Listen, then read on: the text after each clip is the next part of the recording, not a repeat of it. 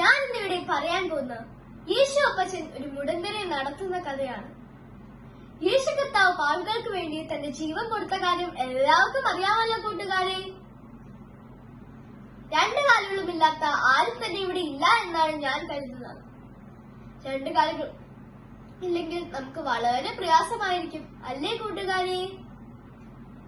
എന്നാൽ ജന്മനാ തന്നെ മുടന്തനായ ഒരു വ്യക്തി ഇവിടെ ഉണ്ടായിരുന്നു.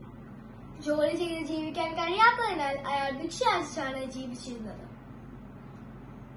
അപ്പോൾ ആൾക്കാർ പ്രാർത്ഥിക്കാനായി ദേവാലയത്തിലേക്ക് വരുമ്പോൾ അവൻ കരഞ്ഞ് ഭിക്ഷ ചോദിക്കും.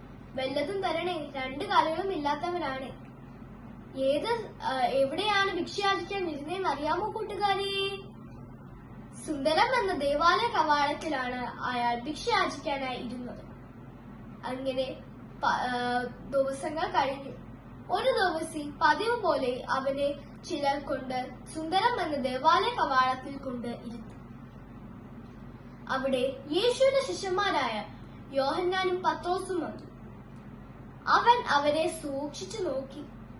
പാവം ഭിക്ഷക്കാരൻ, എന്തെങ്കിലും എനിക്ക് നല്ല കനത്തിന് കിട്ടുമെന്ന് വിചാരിച്ചു.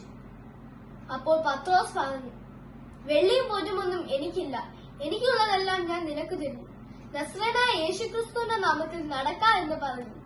അവന്റെ വലം കൈ പിടിച്ച് അവനെ ഉയർത്തി. അവന്റെ കാലുകളും നരയാണിയിൽ ഉറച്ചു. അവൻ അവരുടെ കൂടെ ദേവാലയത്തിലേക്ക് പോയി ദൈവത്തെ വർദ്ധിച്ചു. പ്രിയ കൂട്ടുകാരെ, നമ്മുടെ പ്രശ്നം രോഗമോ ദുഃഖമോ എന്തുകൊണ്ടുമായിക്കോട്ടെ, നമ്മൾ ദൈവത്തിനെ ഉറ്റുനോക്കുന്നുവെങ്കിൽ അവൻ നമ്മളെയും നോക്കും. ഇങ്ങനെ ഞാൻ ഇന്നിവിടെ എന്റെ കഥ ചുരുക്കുന്നു. ദൈവം എല്ലാ കൂട്ടുകാരെയും സമൃദ്ധമായി അനുഗ്രഹിക്കട്ടെ. ആമീൻ.